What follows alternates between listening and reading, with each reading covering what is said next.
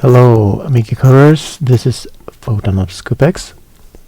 For some reason I seem to get the urge to code late at night when my voice is pretty much shot to bits.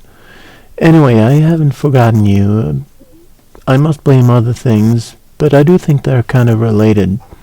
Since last time I've released a couple of pods, then a bunch of coding articles for Amiga Future, visited some demo parties, and the other day I visited friends and coded Glens and got sidetracked finishing a game just because Ilmidus wanted to draw a logo for it. So it's all on inspiration, and I hope you'll forgive me for that. Recent events, though, reminded me of my duties, and I just had to continue. Even though my article series in Amiga Future takes you further than this series, the goal is still a demo from start to finish with no step left out and everything explained. Let's face it, as the prod stands, it's a weak intro with a good tune, but still, 90% of the capacity of an Amiga 500 is unused. So let you get refreshed on where we were and see what we can do about it. So obviously the first step is to remove that sprite with the inane smile that reminds me of my own smile at times, and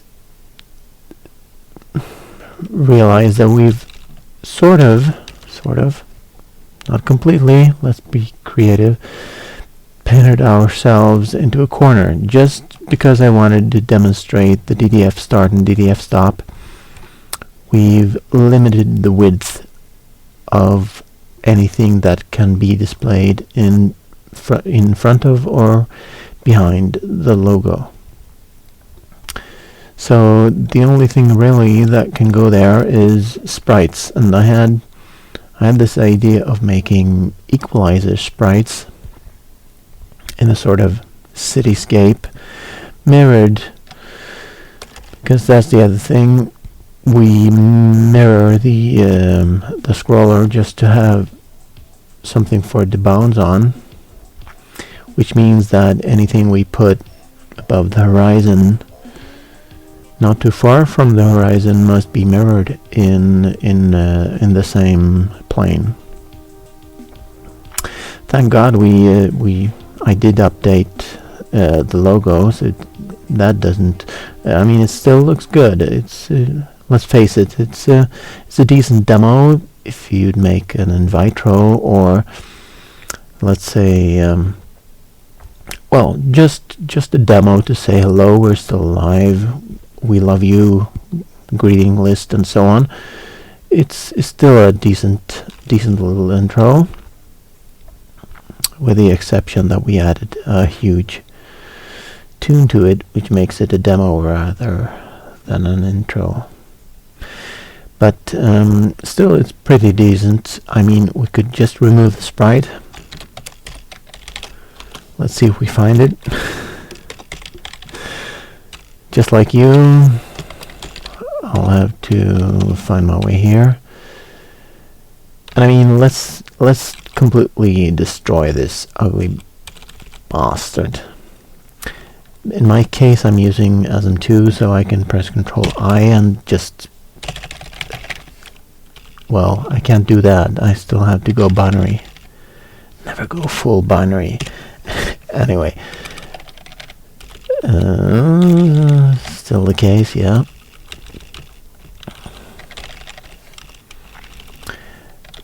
Basically, I could just take this line and multiply it a couple times like this. Let's say that's 16 times. And which line am I at? 574 minus 16 is 558, right? Right, so We have destroyed the sprite, yes. So that was my best fake German impression from some World War II parody. So how about we remove that completely by, well, the best way actually to disable sprites is to write a null sprite to the sprite pointer registers, because if you disable the sprite DMA, which is the other option, you have to do it at the right time. You have to do it while the raster is not displaying anything, like sprites or bitplane DMA. So preferably you just go to the copper and you disable sprite DMA here, but we don't want to do that quite yet. I want to demonstrate how to create a null sprite, and then I will try to do something creative with a sprite. So we could just fill this. This is a 16 high sprite. We could just fill it with zeros, but the normal procedure is just to put one line of zeros here and just put some dummy value for the position. This is the vertical position, so that you would display it somewhere outside the display bounds, which puts it, in the simplest case, somewhere around, let's say 1A. And because we have a line of because the sprite is 1 pixel high, we have to end it 1 pixel lower, and we'd, instead of putting it on the screen, we'd put it outside the screen horizontally, somewhere where the display DMA can absolutely not display anything. So let's make it, I don't know, 18. So the saves setting some bits for the high bit of v-stop and v-start. So that's our dummy sprite.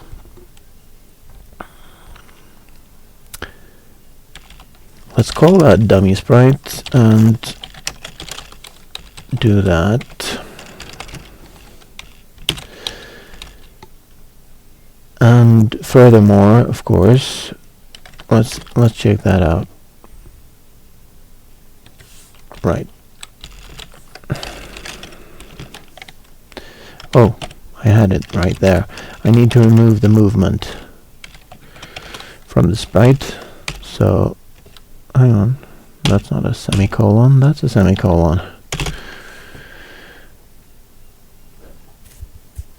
And wonderful. Gotten rid of that horrible sprite. Now, the sky is the limit. We could undo everything we did, saving bytes for this logo, making it you know, less wide than the width of the screen. We could undo that, and right now we disabled bitplane DMA.